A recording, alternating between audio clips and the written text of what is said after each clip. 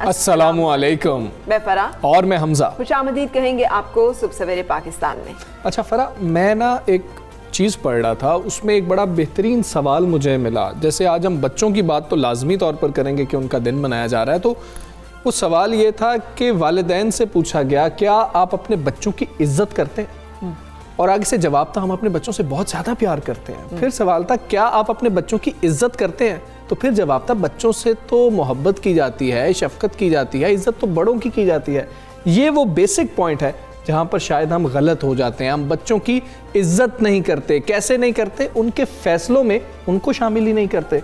उनसे मोहब्बत तो बहुत ज़्यादा करते हैं, लेकिन हम उनसे पूछते नहीं हैं कि बेटा आप ये चाहते हैं या नहीं चाहते, और बचपन से ऐसा होता चला जाता है और शादी तक ऐसा ही होता है। बिल्कुल सही कह रहे हैं आप। लेकिन एक और चीज़ इसमें ऐड कर लें, वो ये भी है कि अपने बच्चे और दूसरे बच्चों में जो हम फ़र्क करते हैं ना, अपने बच्चे तो हमें बच्चे लगते हैं, हम उन्हें पैम्पर भी करते हैं, हम चाहते हैं कि हम उनको सारी चीज़ें दें, लेकिन दूसरे बच्चे जो हैं हम उनको शायद उस तरह से शफ़क़त और हमदर्दी की नज़र से नहीं देखते। हमारे मज़हब का एक बुनियादी पैगाम है और मुझे तो बहुत अच्छा लगता है ये हमजा, और वो ये है कि अपने से छोटों के साथ शफ़क़त और अपने से बड़ों का एहतराम। अब उसमें ये नहीं है कि मेरे तेरे, जो आपसे बड़ा है वो भले 1 घंटा बड़ा है, उसकी उस उम्र का एहतराम होगा इस हुक्म की वजह से कि जो आपसे बड़ा है वो काबिल एहतराम है, और जो आपसे छोटा है वो काबिल शफ़क़त है। सो हम लड़ नहीं सकते उन लोगों से जो आपसे छोटे हैं।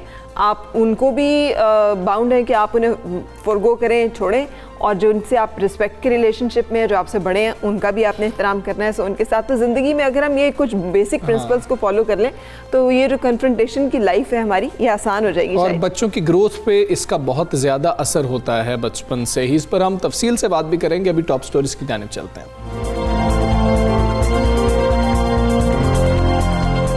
कोरोना वायरस एक बार फिर बेकाबू। मुल्क के मुख्तलिफ हिस्सों में 24 घंटों के दौरान 4 माह बाद एक रोज में सबसे ज्यादा केसेस रिपोर्ट हुए। 2547 नए मरीजों का सामने आ जाना मामूली बात नहीं। मजीद 18 अफराद कोरोना से इंतकाल कर गए। वज़ारत उज़्मा का मनसब संभालने के बाद वज़ीर-ए-आज़म इमरान खान का पहला दौरा अफगानिस्तान। इंफ्रास्ट्रक्चर तवानाई मंसूबों में तेजी लाने और नए रेल रोड मंसूबों पर इत्तेफाक हो गया।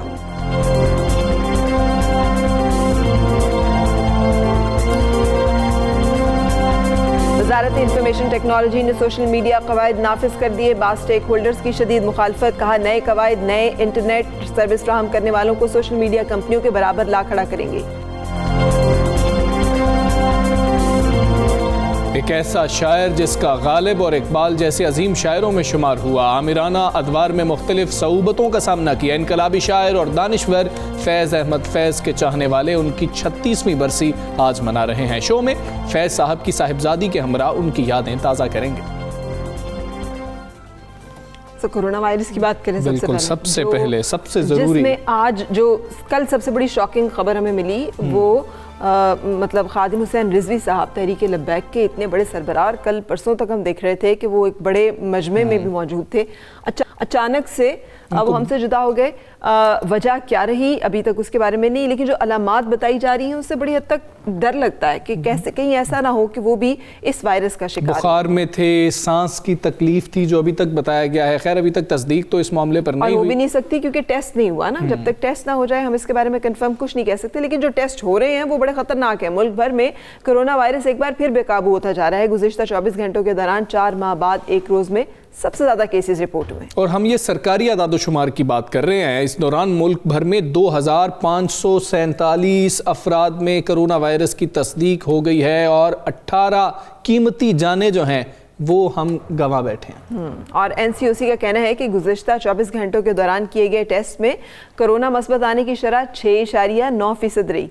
اب حمزہ کتنی خطرناک شرح ہے یہ، بالکل اس میں ہر گزرتے دن اضافہ ہو رہا ہے. مجھے یاد ہے ابھی کچھ دن پہلے ہم 4 کا ذکر کر رہے تھے، 4% ہے، پھر ہم نے کہا نہیں 5% ہو گئی ہے، اور آج ہم آپ کو بتا رہے ہیں کہ وہ 6% سے بھی اوپر چلی گئی ہے. سو ہر آئے دن، ہر گزرتے دن کے ساتھ زیادہ سے زیادہ مریض متاثر اور ہوتے یہ بھی ہم آپ کو بتاتے چلیں، جب پچھلی بار لاک ڈاؤن ہوا تھا تب ہم ٹیسٹ بہت زیادہ کر رہے تھے اور 2.5% تھی، جس کے بعد ہمارا لاک ڈاؤن ہو گیا تھا، اور اب ہم 6% پر پہنچ گئے ہیں جتنے ہم ٹیسٹ کر رہے ہیں. اور ٹیسٹنگ کیپیسٹی کے حوالے سے بھی فرا بات کی جائے تو یہ کہا جا رہا ہے کہ ٹیسٹنگ کیپیسٹی کم ہوتی جا رہی ہے. ہماری سندھ میں جو ہے کچھ معاملات ایسے کہ انہوں نے کچھ لوگوں کے ٹیسٹ کرنے کے حوالے سے کہہ دیا. بالکل صحیح. تو اس حوالے سے ہم اپنے مہمان سے بات کریں گے. ہمارے ساتھ ہیں ڈاکٹر اسد اسلم، CEO میو ہاسپٹل. السلام علیکم ڈاکٹر صاحب، thank you very much for joining. فرمائیے گا کہ یہ کورونا کی سیکنڈ ویو، کیا ہم کہہ سکتے ہیں کہ کورونا ایک بار پھر بے قابو ہوتا جا رہا ہے؟ سردی کے بڑھنے سے کیسز میں تیزی سے اضافے کے خدشات تو ہمیشہ سے تھے، تو پھر ابھی یہ کیوں چیزیں ہمیں لگ رہی ہیں کہ آؤٹ آف کنٹرول ہے، ہم ایک دفعہ پھر شاید تیار نہیں ہیں؟ جی بسم اللہ الرحمن الرحیم.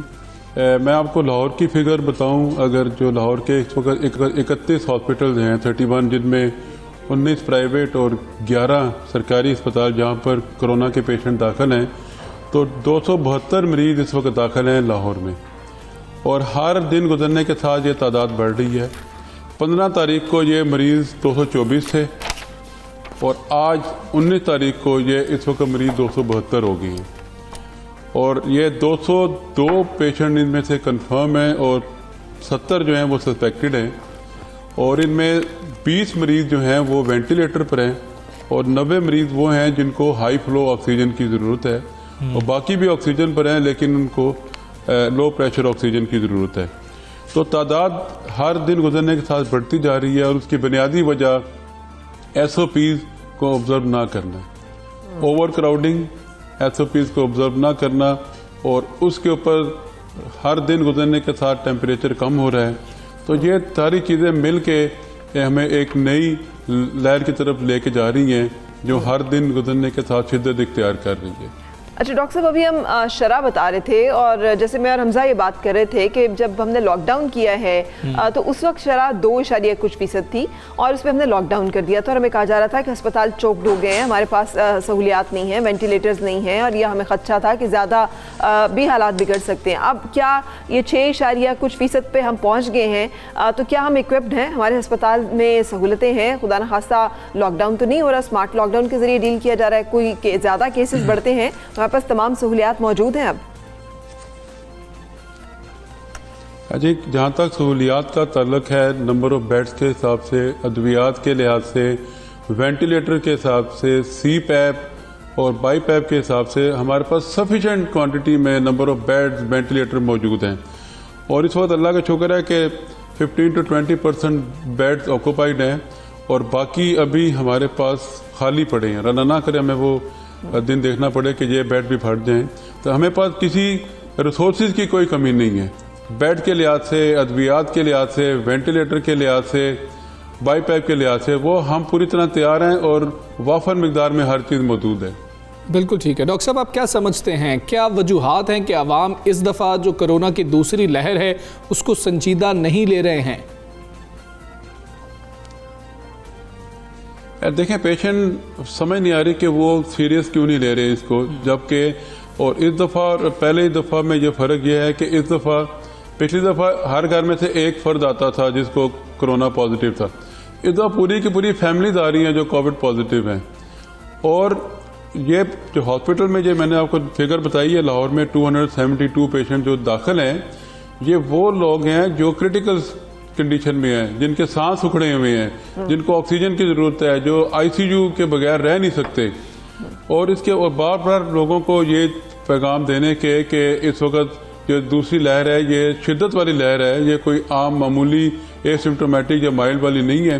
لیکن ابھی بھی اس وقت بھی آپ بازار چلے جائیں، کسی دکان پر چلے جائیں، سڑک پر چلے جائیں، ماسک نہیں پہنا ہوا کسی نے. جی صرف ماسک ہی پہن لیں تو یقین کریں کہ ہم جو نمبر آف پیشنٹ جو ہر دن 15 پہلے 10-15 تھے، اب اس وقت کیا نام ہے تقریباً رات کل 31 مریض داخل ہوئے ہیں لاہور میں، اور یہ ہر دن گزرنے کے ساتھ بڑھ رہا ہے. اور اس کی وجہ اوور کراؤڈنگ اور ماسک نہ پہننا، SOPs کو آبزرو نہ کرنا. ڈاکٹر صاحب بہت شکریہ، تھینک یو وہی بتا رہا تھا ویری مچ، آپ ہمارے ساتھ رہے اور ہمارے حوالے سے بات چیت کی.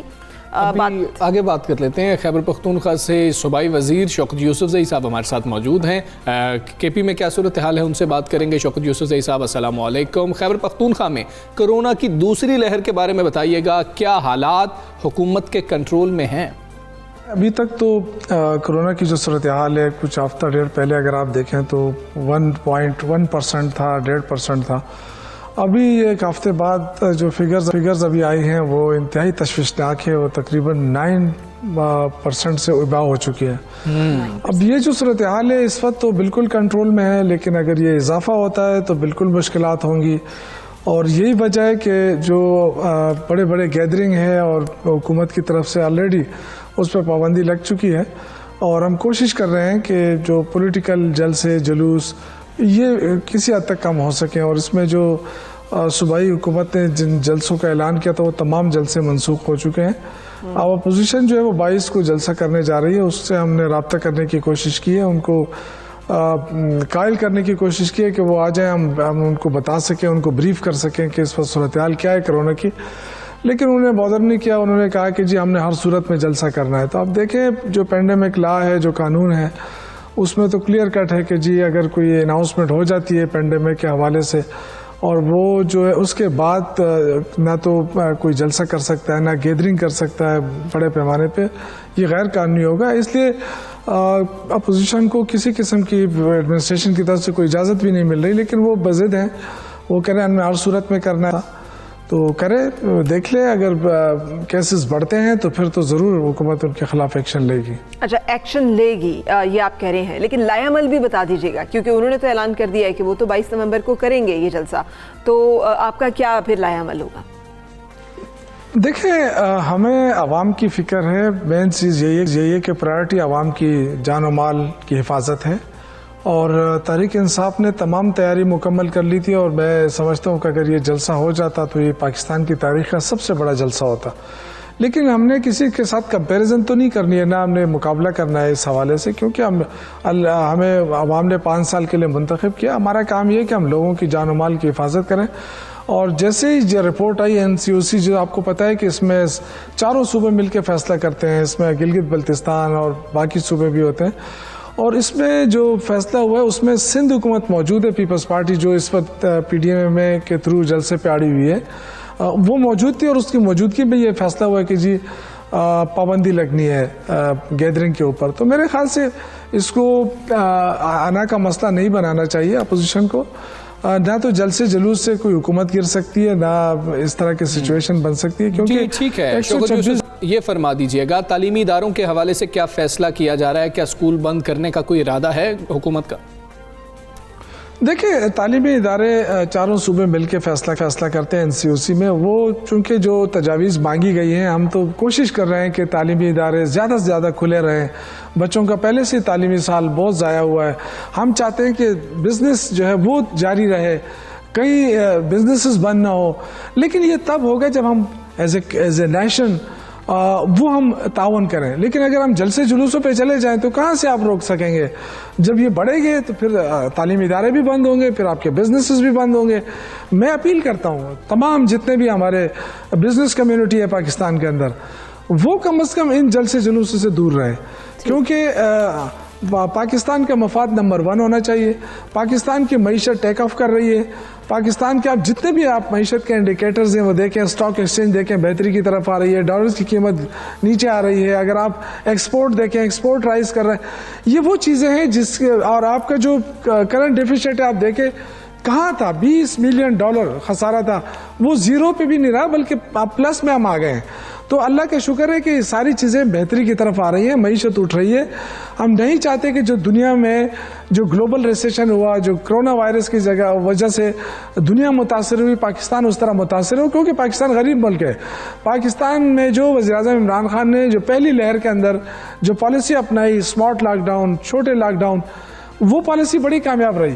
لیکن خدا نہ کرے کہ وہ جو ہے وہ دوسری لہر میں یہ چیزیں کراس کر جائیں. اس لیے ہم شروع سے کوشش کر رہے ہیں, ہم ریکویسٹ کر رہے ہیں اپوزیشن سے. Thank you very much. آپ نے ہمیں بڑا بریف کیا ہے اس تمام صورتحال پہ جو کہ کووڈ کی صورتحال ہے. آج ایک بہت اہم دن ہے ان تمام لوگوں کے لیے جو علم سے, ادب سے, صحافت سے دلچسپی رکھتے ہیں. اور فرا گلوں میں رنگ بھرے باد نوبہار چلے سے سفر شروع ہوا اور آج بازار میں پا بجولاں چلو تک یہ سفر گیا. اور یہ کس طریقے سے گیا؟ فرا نے فیض احمد فیض صاحب کی صاحبزادی منیزہ ہاشمی سے بات کی ہے, آپ کو وہ دکھاتے ہیں.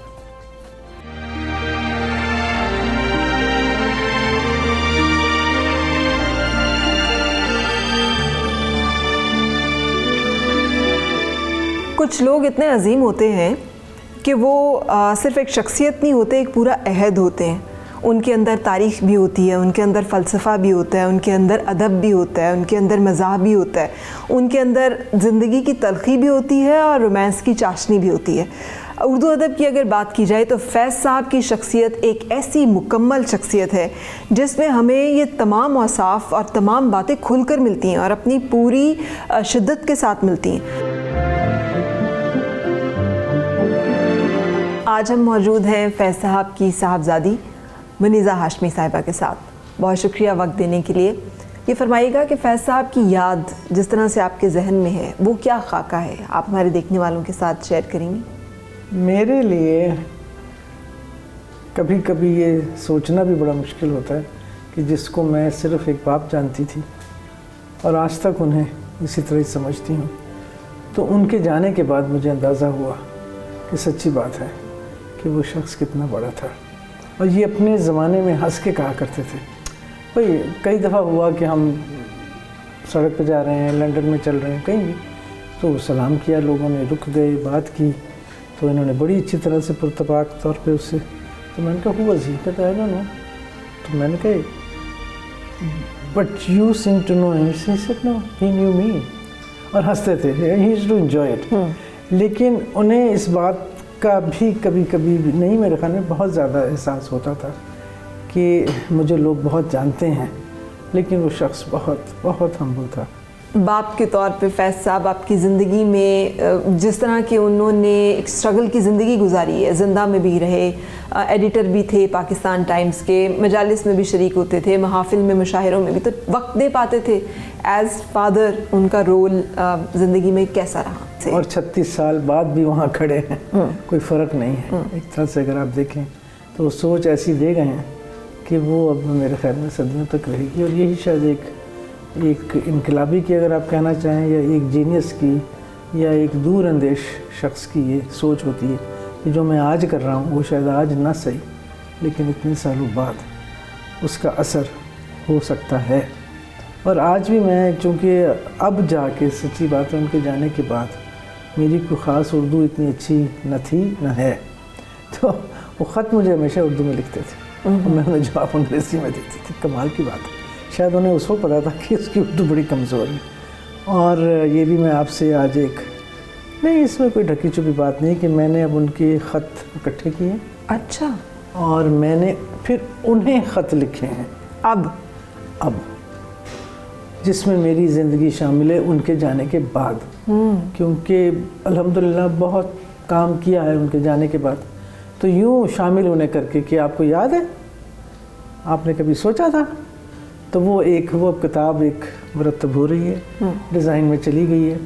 ایک انتہائی انقلابی سوچ, اے خاک نشینوں اٹھ بیٹھو, وہ وقت قریب آ پہنچا ہے جب تخت گرائے جائیں گے, جب تاج اچھالے جائیں گے. یہ جو لوگ اس کو آج مانتے ہیں یا جو اس کو فالو کرتے ہیں, وہ جذباتی, اشتعال پسندی, اشتعال انگیزی ان کی طبیعت کا حصہ ہوتی ہے. تو کیا یہ جنون فیض صاحب کی شاعری میں ہی تھا یا ان کی شخصیت میں بھی کہیں کہیں اس کی جھلک تھی؟ نہیں, یہی تو میں حیران ہوتی ہوں کبھی کبھی. جب میں نے وہ کتاب ڈاکٹر صاحبہ نے ہمیں صفحہ بہ صفحہ پڑھانی شروع کی, تو میں نے 1-2 دفعہ سوال بھی اپنے آپ سے بھی کیا, پوچھا بھی. اور میری چونکہ بہت پیاری ہیں زہرا نگاہ صاحبہ, جنہوں نے بہت ان کے ساتھ وقت گزارا اور شاعری بھی سے ظاہر ہے سمجھ, ان سے بھی پوچھا کہ یہ کیسے ہو سکتا ہے کہ ایک شخص اتنی گھن گرج سے یہ لکھتا ہے, اٹھے گا نا الحق کا آ رہا ہے, جو میں بھی ہوں تم بھی, اور دوسری طرف یہ لکھتا ہے کہ گلوں میں رنگ بھرے باد نوبہار. تو یہ کیا اس طرح سے ایک اسپیکٹرم ہے.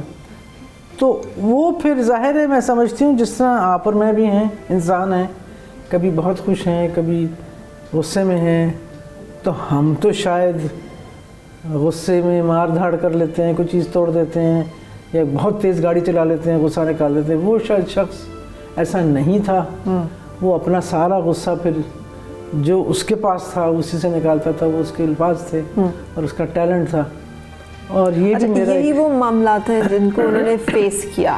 زندہ بھی اسی اس میں کمیونسٹ پارٹی کی شرکت کی وجہ اور ایلیگیشنز بھی سارے جو جو نام نہاد جو اس کا جو راولپنڈی کنسپریسی کیس تھا ان کے اوپر ایکوزیشن یہی تھی کہ کمیونسٹ پارٹی آف پاکستان نے گورنمنٹ کو پاکستان کو کی خلاف سازش کی. اور دوسری بات ہے کہ سازش کب کی ختم بھی ہو گئی اور جو کچھ ہوا, لیکن بارہ ان کو خبر ذرا لیٹ ہوئی تو انہوں نے کہا جی سازش ہوئی تھی.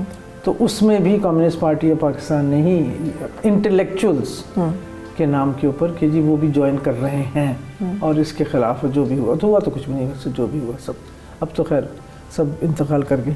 تو یہ ان کے اوپر الزام تو بہت لگے اور ہر طرح کے لگے. ملک دشمن لگا, دہریہ لگا.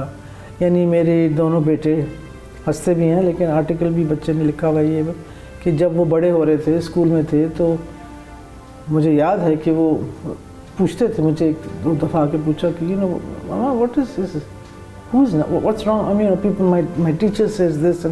تو بچے چھوٹے 10 سال کے 12-14 سال کے تو ظاہر ہے تو پھر ان کو سمجھانا کہ ایسا نہیں ہے, لیکن ظاہر ہے انہوں نے پھر ان کو کئی دفعہ کہنا کہ بیٹا اسکول میں ایسی بات نہ کرو. تو they grew up by just not denying him but keeping him somewhere in a pocket. Okay.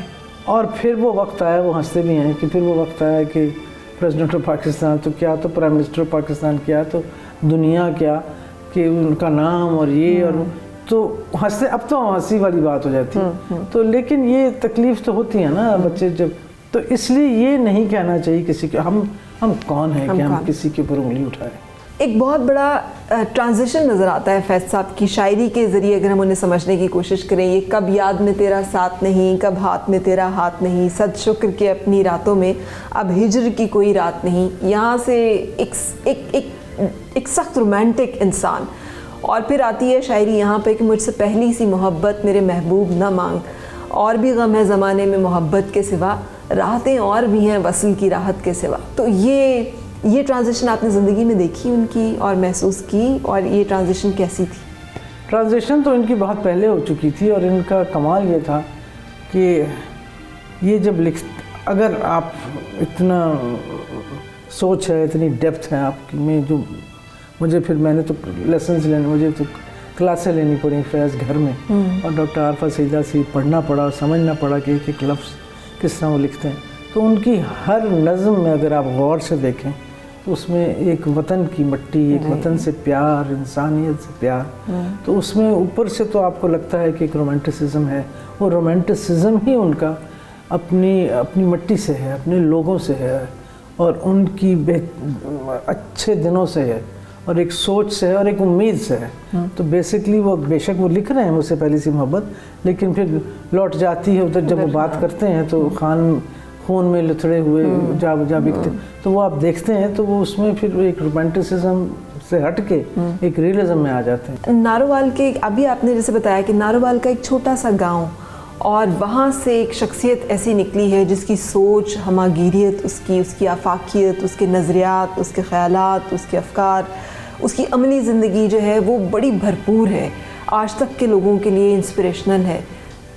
کیسے یہ سب کیسے ممکن ہوا؟ ویل ریڈ تھے, ویل کنیکٹڈ تھے, اپنی کوئی جبلت ایسی تھی, طبیعت ایسی تھی؟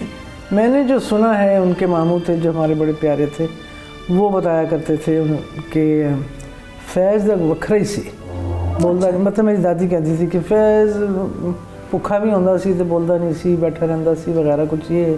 پھر اس کے بعد میرے وہ جو ماموں تھے ان کے وہ کہتے تھے کہ ہم گاؤں میں بیٹھتے تھے تو فیض کہانیاں بڑی سناتا تھا, تو پتہ نہیں کہانیاں کہاں سے آتی تھیں. پھر وہاں پہ ایک چھوٹی سیالکوٹ میں جہاں بھی ان کے والد صاحب تھے تو ان کو پڑھ کے سناتے, because he was losing his sight, تو ان کو کہانیاں پڑھ کے سنانا یا ان کی کتابیں پڑھ کے سنانا. پھر وہاں پہ سنا ایک چھوٹی سی کتاب تھی جس کی ہر کتاب دکان تھی جس کی ہر کتاب انہوں نے پڑھی تھی, تو یہ بھی سنا ہے. پھر یہ بھی ایک کافی مشہور ہے ایک بات کہ انگلش کا جو ایک ان کا استاد تھا گورنمنٹ کالج میں, تو انہوں نے کسی نے کہا کہ جی اس کو آپ نے 105 نمبر کیسے دے دیے 100 میں سے. کہنے لگا نمبر کم ہو گئے تھے ورنہ میں اس کو 120 دے دیتا. آپ کو لگا ہو کہ غصہ ان کا کوئی یاد ہو, کوئی لڑائی جھگڑا گھر میں یاد ہو کہ نہیں, وہ کام میری والدہ کا تھا. اچھا, وہ ذرا غسیلی تھی, میں بھی اسی طرح غسیلی ہوں, لیکن نہیں, خاموش ہو جاتے تھے. اگر میں جاننا چاہوں کہ اس وفا کی پیکر, اس وفا کی دیوی جسے ایلس محبت کی شادی کی اور پھر اس محبت کو نبھایا ساری زندگی اور بہت صعوبتیں اٹھائیں, ان کے لینس سے اگر ہم فیض صاحب کو دیکھیں, ان کی نظروں سے, تو فیض صاحب کی شخصیت کیسی دکھے گی؟ چڑھتی تھی ان کی کچھ عادات سے. ایک تو یہی کہ بھئی آ رہے ہیں لوگ, تو آ رہے ہیں تو بیٹھے رہے, تو بیٹھ ہی گئے ہیں, تو اس سے وہ چڑھتی تھیں. یعنی جس وقت دونوں کٹھے تھے. تو اور پھر یہ کہ I think she used to call him lazy. I can't say کبھی کبھی فیض گیٹ اپ گیٹ اپ, تو وہ شاید اب کسی اور دنیا میں تھے یا کچھ اور سوچ رہے تھے. لیکن انہیں کیونکہ وہ گوری تھیں, برٹش تھیں, تو اس سوال جو میں بھی ہوں جس کی وجہ سے مجھے بہت تنگی ہوتی ہے کہ پھر 7 بجے کا مطلب 7 ہی بجے ہے, تو ان کے لیے 7:10 7:15 ٹپیکل پاکستانی اسٹائل یا کچھ ہوتا, تو وہ چڑھتی تھی اس بات سے. تو وہ تھوڑا سا لیٹ بیک تھے اگر آپ کہیں, تو اس سے وہ چڑھا کرتی تھی ذرا سی. بہت شکریہ, آج آپ نے ہمیں وقت دیا ہے فیض صاحب کی برسی پہ, ان کی یاد اور ان سے جڑے ہوئی بہت ساری باتیں ہمارے ناظرین کے ساتھ شیئر کرنے کے لیے. جاتے جاتے کچھ جو آپ فیض صاحب کے چاہنے والوں سے شیئر کرنا چاہیں, انہیں کہنا چاہیں. باتیں تو بہت ہیں, لیکن میری تو ایک ہی ہے کہ وہ مشکل شاعر ہے. مجھے یاد ہے پتہ نہیں کون سی دکان میں کسی میں گئی, تو وہاں پہ جو دکاندار تھے سلام بڑے پیار سے, تو ساتھ کوئی اور لیڈی کھڑی تھی, تو تعارف کرا گئی یہ فیض صاحب کی بیٹی. تھا پیو بڑا سخت لکھتا ہے, بڑا مشکل لکھتا ہے. اس کہتی جی میں نے ایف میں پڑھا تھا, مجھے تو ان کی نظم سمجھ نہیں آئی. میں کہا کوئی بات نہیں, مجھے بھی نہیں آئی. تو شاعری ان کی مشکل تو ہے, لیکن کوئی ایسی نظم میں تو یہ کہوں گی سب کو کہ کوئی پڑھ لیں اور اس میں سے کوئی مطلب نکالیں اس کا, اور بس یہ کہ امید نہ چھوڑیں, کیونکہ امید کی کمی ہے, صرف یہاں نہیں ہے دنیا میں ہے. تو میرے خیال میں ہے دل نا امید تو نہیں, ناکام ہی تو ہے, لمبی ہے غم کی شام مگر شام ہی تو ہے.